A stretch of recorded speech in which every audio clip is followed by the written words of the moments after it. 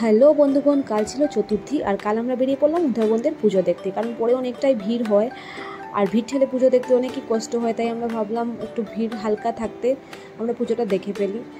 আর কাল লাইনে অনেক কম মানুষ ছিল, তাই আমাদের অল্প কিছুক্ষণ ওয়েট করতে হয়েছিল লাইনে। এই যে আমার জেঠু দিদির ছেলে, দিদির হাজব্যান্ড, আমার জিজু আর আমার হাজব্যান্ড, আমরা সবাই প্যান্ডেলের ভিতরে ঢুকে পড়লাম।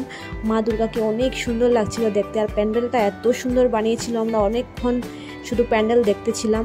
অনেক রকমের স্টোনের ওয়ার্ক করা ছিল প্যান্ডেলের ভিতরে, আর ডেফিনেটলি অনেক ক্রিয়েটিভিটি ছিল এটার মধ্যে। আমি একটা ক্লোজ ক্লিপ নিয়েছি প্যান্ডেলের, এটা আপনারা দেখে বুঝতে পারবেন কী দিয়ে বানিয়েছে এক্স্যাক্টলি। আর তারপর আমরা ফটো ক্লিক করলাম অনেকক্ষণ প্যান্ডেলের ভিতরে, তারপর বেরিয়ে পড়লাম। আর প্যান্ডেলের পাশেই বানিয়েছিল অযোধ্যার রাম মন্দির, যেখানে বসেছিলেন ডিটো অযোধ্যার রামজি, আমাদের সবার প্রিয় রামলাল্লা। আমি একটা ক্লোজ ক্লিপ নিয়েছি। অ্যান্ড নেক্সট আমরা তারপর চলে গেলাম উধারবন হসপিটাল রোডের পুজোতে, যেখানে বানিয়েছিল প্রেম মন্দির। আর এখানে এন্ট্রান্স দুটো ছিল, একটা স্পেশাল এন্ট্রান্স, একটা জেনারেল এন্ট্রান্স। আর আমি আর আমার দিদি স্পেশাল এন্ট্রান্সের দিকে টোকেন নিতে গেলাম। টোকেন নেওয়ার পর অনেক সুন্দর একটা ব্রিজ বানিয়েছিল, আমরা ব্রিজের ওপর দিয়ে মডেলদের মতো হাঁটতে হাঁটতে রিলস করতে করতে গেলাম দুজন।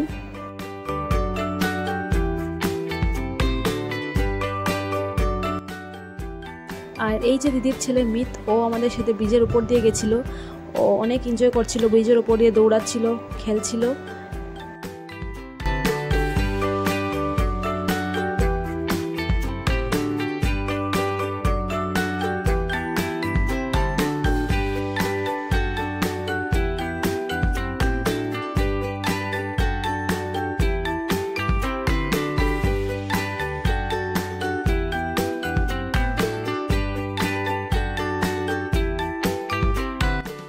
দেন অনেকক্ষণ ব্রিজের ওপর কাটানোর পর আমরা গেলাম প্যান্ডেলের ভিতরে।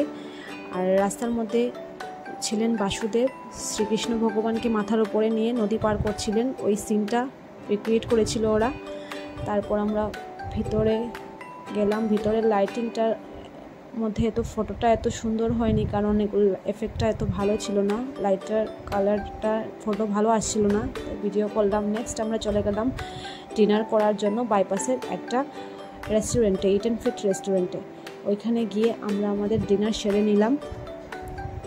আর ডিনারের পর আমরা সবাই বাড়ি চলে আসলাম। আমার প্রথম দিনের পুজো ঘোরাঘুরির ছোট্ট একটা ভিডিও আপনাদের সাথে শেয়ার করলাম। আপনারা জানাবেন আপনাদের কেমন লেগেছে কমেন্টে। আর সবাইকে পুজোর অনেক অনেক শুভেচ্ছা। সবাই ভালো থাকবেন, সুস্থ থাকবেন।